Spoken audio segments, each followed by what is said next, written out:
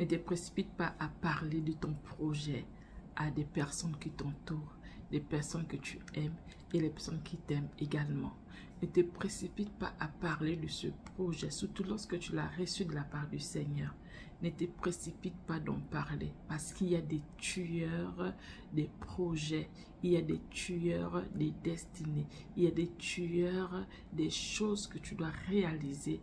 Mais ces personnes, ce que tu dois comprendre, c'est que ces personnes ne le font pas forcément parce qu'elles sont mauvaises, mais ça peut être une façon pour elles de pouvoir te protéger.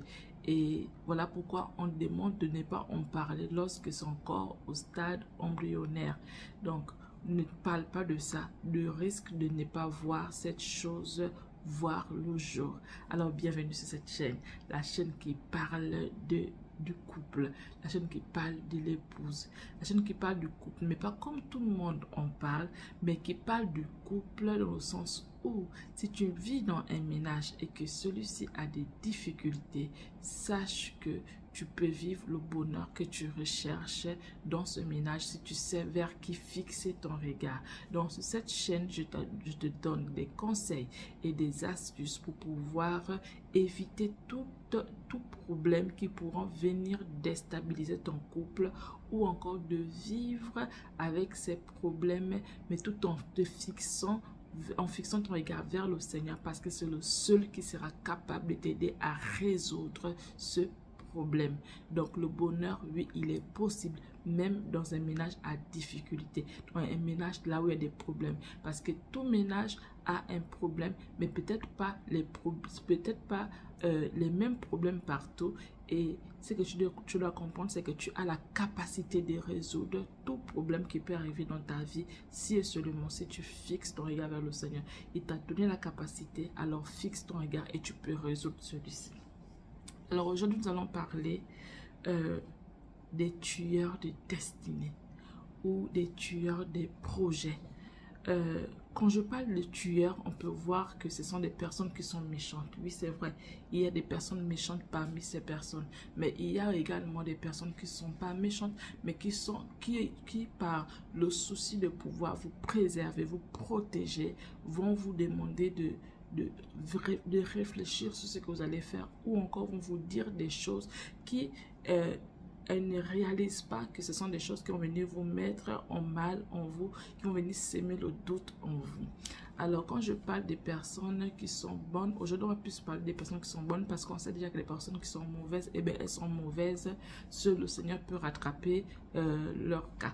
Mais on va parler de ces personnes que nous aimons vraiment et qui nous aiment également. On va parler de nos parents, on va parler des personnes qui voudront bien de notre bonheur. Donc, c'est de ces personnes qu'on va parler. Parce que rappelez-vous que sur cette chaîne, on vous donne des astuces et des conseils pour pouvoir vivre le bonheur. Donc, la personne qui peut pouvoir vous faire du mal sans vouloir vous faire du mal, ça peut être votre partenaire, ça peut être votre soeur, votre frère, ça peut être les gens qui sont autour de vous. Donc, ce que vous devez comprendre, c'est que comme ce sont des personnes qui sont autour de vous, que vous estimez, que vous aimez, ces personnes peuvent venir vous faire en sorte que dans votre ménage, vous ayez des difficultés, des problèmes, parce que elles ont compris que le projet que vous portez est un projet qui est assez lourd. C'est un projet qui va demander beaucoup d'argent, suffisamment d'argent. Et ces personnes ne voudront pas vous voir passer par des nuits blanches, souffrir et autres. Mais ce qu'elles oublient, c'est qu'on passe toujours par quelque chose, par une souffrance pour pouvoir obtenir quelque chose. Peu importe la dimension de la chose qu'on doit obtenir, on passe toujours par un moment où il va falloir porter sa croix. On passe par un moment où il va falloir charbonner. Et ces moments ne sont pas souvent gais. Il y a souvent des moments où il y a le renoncement, le questionnement, il y a beaucoup de choses. On veut s'arrêter. Donc, ces moments, nos parents parfois veulent nous éviter cela. Donc, quand vous avez un projet, vous êtes porteur d'un projet qui vient de la part du Seigneur, oui, parce qu'il y a des projets où le Seigneur vous dit, allez-y, faites telle chose. Pour ce genre de projet, c'est souvent des projets qui sont énormes. Des projets où vous-même, quand vous vous asseyez, vous vous demandez, vous commencez par où? Parce qu'il n'y a pas d'issue. En fait, quand vous regardez, par exemple, votre porte-monnaie, vous regardez ce que vous avez dans votre banque, vous vous rendez compte que c'est quasiment impossible de réaliser ce projet. Mais ce n'est pas un projet qui vient de vous, c'est un projet qui vient du Seigneur. Et le Seigneur dit que lorsqu'il vous demande de faire quelque chose, il y a la provision qui va avec. Donc, quand vous tombez dans ce genre de projet, ne vous précipitez pas d'aller parler de ça à vos parents ou à votre partenaire ou à quoi que ce soit, parce que celui-ci ne comprendra pas. Cette personne ne va jamais comprendre. Si c'est vos soeurs ou qui que ce soit, elles ne comprendront pas que tu t'élèves pour pouvoir faire un projet aussi énorme. Mais toi qui as reçu de la part du Seigneur, tu sais que tu as reçu de la part du Seigneur. Et c'est ce que le Seigneur te demande de faire. Parfois même dans ta mentalité, dans ta façon de réfléchir, tu voudras réduire ce projet. Tu voudras le simplifier. Mais tu ne parviendras jamais à le simplifier. Même dans ta construction mentale, tu veux réduire ce projet, mais tu finis toujours par le rendre tout grand. Tu veux le simplifier pour pouvoir le réaliser. Le simplifier pour le réaliser avec le montant que tu as en ce moment, ou ce que tu projettes, que tu sais que tu vas avoir. Tu veux le simplifier à ce niveau, mais tu ne parviens toujours pas parce que dans ta simplification, tu commences à simplifier, mais c'est toujours grand. Ça vient toujours grand. Tu comprends que ce projet n'est pas ton projet. À partir de cet instant, abandonne-toi au Seigneur parce que tu n'es que la personne que le Seigneur utilise pour pouvoir réaliser ce projet. Toi, tu doutes de cette capacité, ou les membres de ta famille, tous ceux qui sont autour de toi doutent de ta capacité parce qu'ils voient le peu d'argent que tu as. Ils voient la petite personne que tu es. Ils voient combien tu peux y arriver. Mais ils ne savent pas que derrière toi, il y a le Dieu, le créateur de l'univers. Celui qui a créé seulement avec la parole. Il avait besoin d'une personne qui se tienne à la brèche pour lui. Et toi, c'est toi qui l'as choisi. Donc, il a mis ce projet en toi.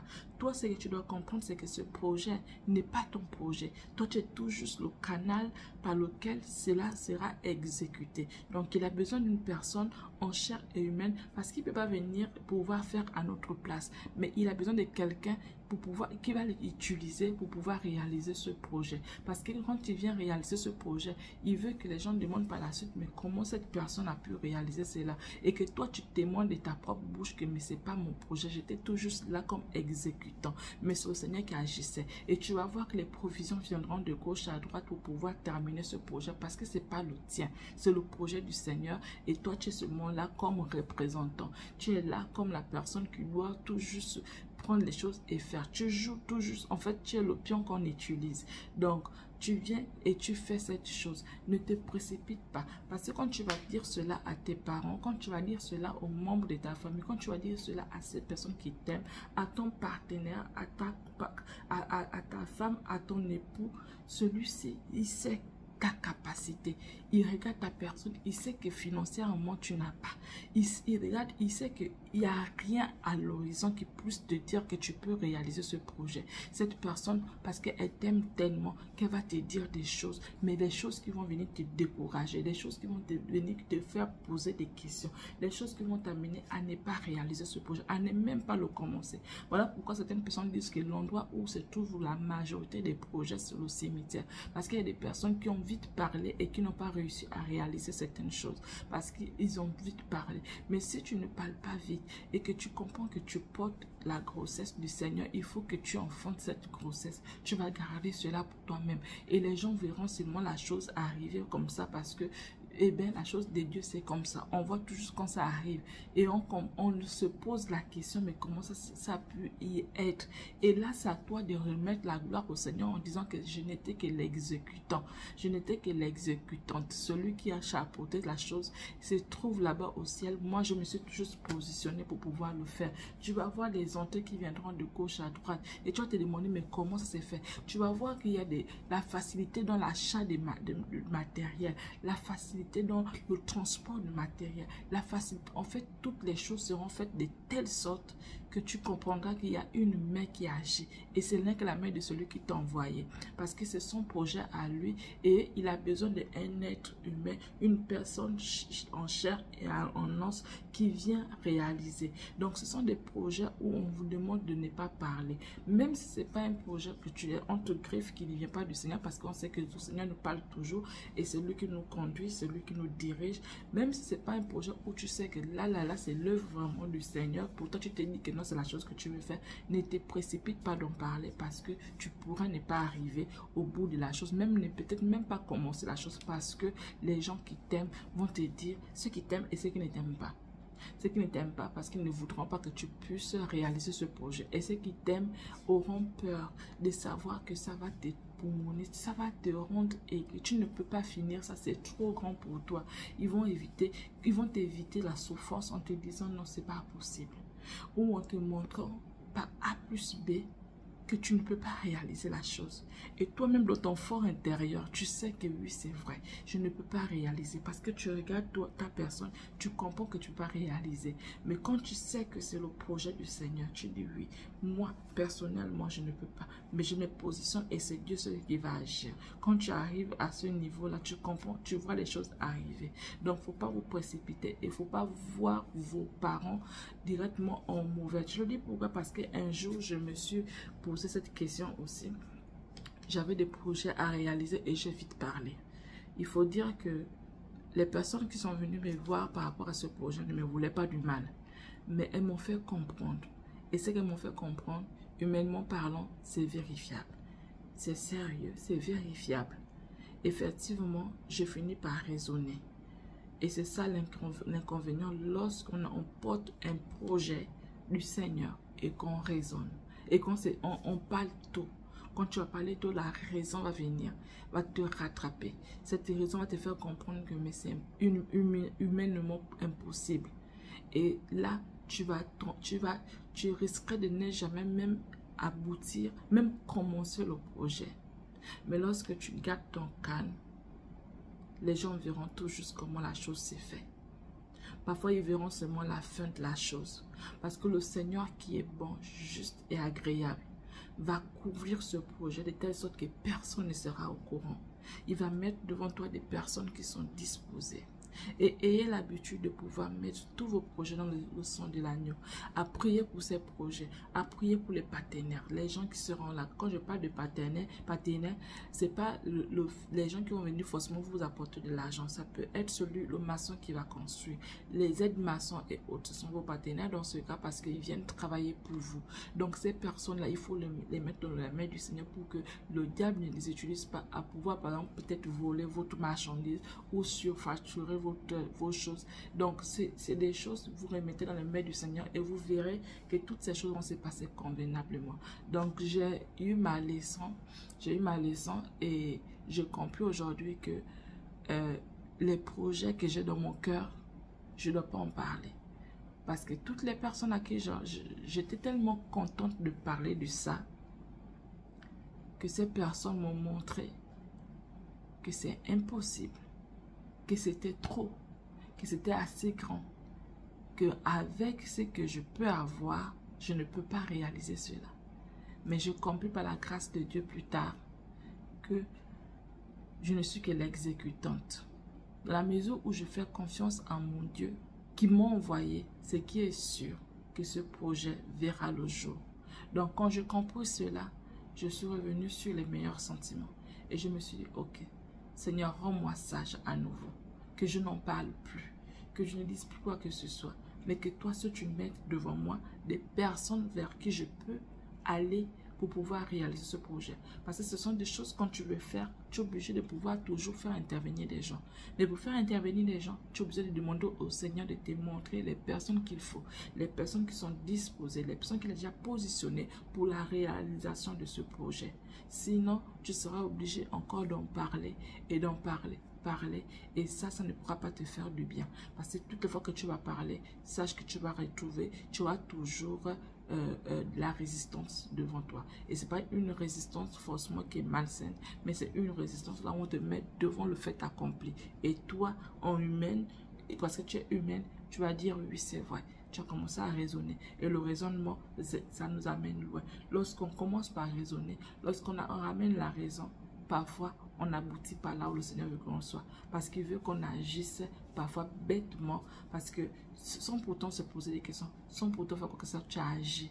Parce que tu comprends que ce n'est pas toi qui fais, mais toi, tu es là pour pouvoir permettre que la chose puisse voir le jour. Mais à partir du moment où tu raisonnes, eh bien, tu risquerais de ne pas commencer ce projet. Parce que la raison va te montrer que c'est trop grand. Tu ne peux pas. C'est pas possible. Elle va mettre en doute. Est-ce que tu es sûr que c'est le projet du Seigneur? La raison te ramène dans le doute. Donc faites très attention au projet que vous voulez porter, au projet que vous voulez réaliser. Gardez-les dans le calme et parlez avec votre Seigneur et il mettra devant vous les personnes dignes qui seront là pour vous accompagner pour la réalisation de ce projet. Des personnes qui vont vous encourager et non qui vont vous dire des choses qu'elles voient. Et donc, ne les tenez pas en rigueur parce qu'elles sont en train de dire des choses qu'elles pensent vraies. Donc, elles ne sont pas animées par l'esprit, le même esprit qui vous a animé. Elles n'ont pas reçu la révélation que vous avez reçue. Donc, elles ne peuvent pas comprendre. Elles ne peuvent pas comprendre. Même si vous voulez expliquer, vous allez même vous rendre compte que vous avez même du mal à expliquer le projet parce que ce n'est pas votre projet.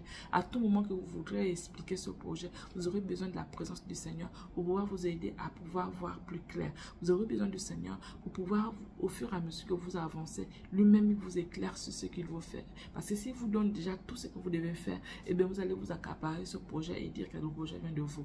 Mais il va, au fur et à mesure, il va vous montrer les choses qu'il va falloir faire. Donc, ce n'est pas un projet qui est fini dès le début, comme on fait souvent les maquettes au début. Non, c'est un projet, la maquette va au fur et à mesure, parce qu'au fur et à mesure que vous avancez, le Seigneur vous montre ce qu'il faut faire. Mais ne dormez pas avec ce projet dans vos tiroirs. Vous devez vous lever pour pouvoir commencer l'acte. C'est quand vous commencez que le Seigneur aussi commence, il intervient dans votre vie. Mais si vous prenez ce projet et vous le cachez, eh bien, il ne verra pas le jour. Si vous aimez ce genre de vidéo, commentez, likez, partagez et dites-moi ce que vous en pensez. Avez-vous déjà vécu ce genre de situation?